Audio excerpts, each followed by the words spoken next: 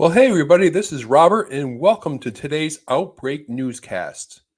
And today I'll be looking at the cholera outbreak in Nigeria.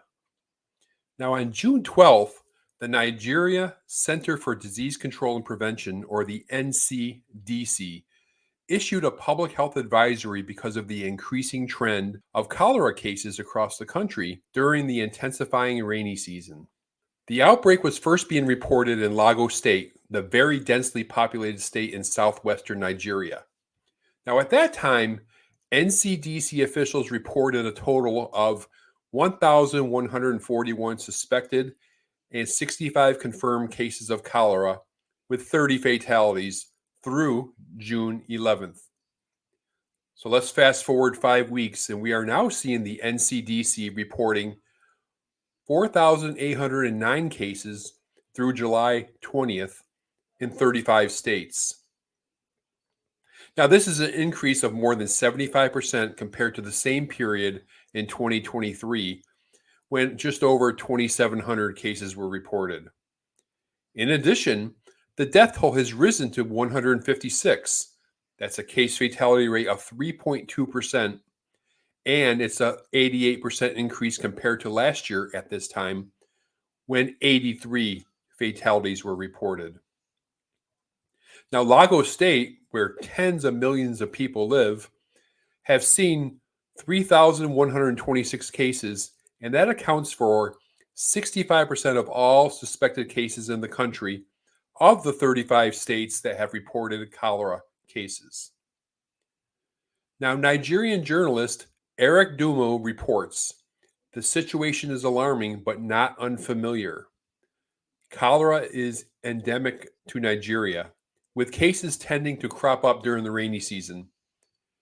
In 2023, for instance, 128 people died from 3,683 suspected cases. Meanwhile, in 2022, 592 fatalities were recorded and almost 24,000 suspected cases. And in 2021, nearly 600 individuals succumbed to the disease and 23,000 suspected cases were recorded, according to figures from the NCDC. Now, cholera has been endemic in Nigeria since it first appeared in 1972. There was an outbreak in 1991, which is the most severe on record, which resulted in almost 60,000 cases and 7,600 fatalities, with a case fatality rate of almost 13%. Amazing.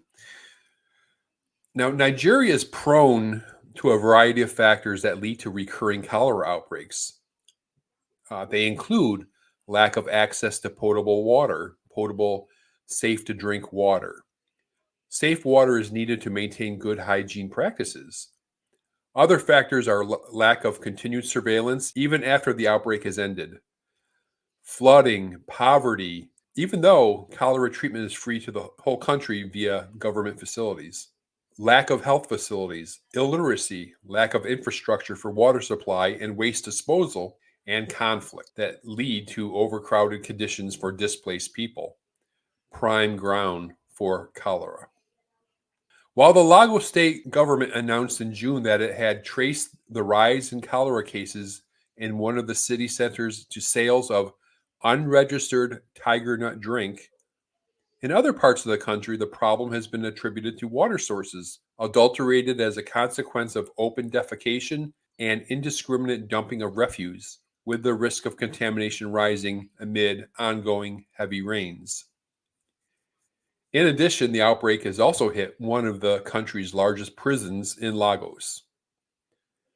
Determined to curb both the spread and fatality rate of the outbreak, the federal and various state governments have rapidly adopted several measures to address the problem. Now, apart from declaring a national emergency through the NCDC and establishing a National Cholera Emergency Operations Center to monitor and track suspected cases for eventual treatment, diagnostic test kits have also been distributed to all the hospitals across the country to better track the spread of the outbreak. Moreover, action is in progress to make drinking water safe across the state. The Lagos state government is to disinfect all public water sources through the state's water corporation, and water in various communities has been taken for sampling and quality control. The federal authorities have also established a committee to end open defecation, which has been identified as one of the major causes of cholera. Quote, there is a lot of work going on at various levels to ensure this outbreak is quickly nipped in the bud, said Ladan Alayu, Deputy Director with the National Primary Healthcare Development Agency. We have scaled up sensitization and education of the general public on the disease, especially by targeting communities in the cholera-affected states. Multimedia materials, including infographics, have been developed and shared on various social media platforms through influencers with large followings to help spread the message to people across the country. Now, selected national media organizations have also been included in this drive. The response has been very encouraging because of the number of cases in the various communities have been dropping significantly, Alayu added. In addition, a consignment of oral cholera vaccines, or OCV, dispatched from the Gavi-supported global OCV stockpile, arrived in Nigeria on 21 July, and planning for a vaccination campaign is in progress. Now, cholera is a food and waterborne disease caused by the ingestion of the organism Vibrio cholera in contaminated water and food. Water is usually contaminated by the feces of infected individuals. Contamination of the drinking water can occur at the source, during transportation, or during storage at home. Food may also be contaminated by soiled hands, either during preparation or while eating. Beverages prepared with contaminated water and sold by street vendors, ice, and even commercial bottled water have been implicated as vehicles of transmission, as have cooked vegetables and fruits freshened with untreated wastewater. The time between infection and the appearance of symptoms is 2 hours to 5 days. It has a higher risk of transmission in areas that lack adequate sanitation facilities and or a regular supply of clean water. Unsafe practices such as improper disposal of refuse and open defecation endanger the safety of water used for drinking and personal use. Now, the people most at risk are people of all ages living in places with limited access to clean water, people living in areas with poor sanitation and poor hygiene, people living in slum areas where basic water or sanitation infrastructure is missing, people living in rural areas who depend on surface water or unsafe piped water or borehole well water sources for drinking, people who consume potentially contaminated food or fruits without washing and cooking properly, people who do not perform hand hygiene at appropriate times, man-made or natural disasters like flood resulting in population movements and overcrowded refugee camps. Continuing with people at risk, relatives who care for sick people with cholera at home, and healthcare workers, including doctors, nurses, and others who provide direct patient care in the absence of standard precautions. Now, the symptoms of cholera include acute, profuse, painless, watery diarrhea, often described as rice water stools, of sudden onset, with or without vomiting. It may be associated with nausea, profuse vomiting, and fever. Severe cases can lead to death within hours due to dehydration or a massive loss of body fluids.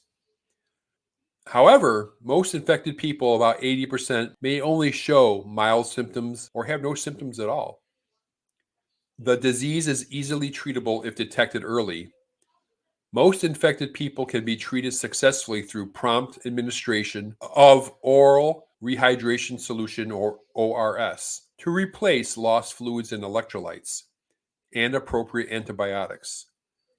The ORS solution is a powder that can be reconstituted in boiled or bottled water. Cholera can be deadly when infected people do not access care immediately. And in Africa, since the beginning of the year, a total of 128,000 total cholera cases and nearly 2,000 deaths have been reported from 16 African Union member states. Thanks for listening.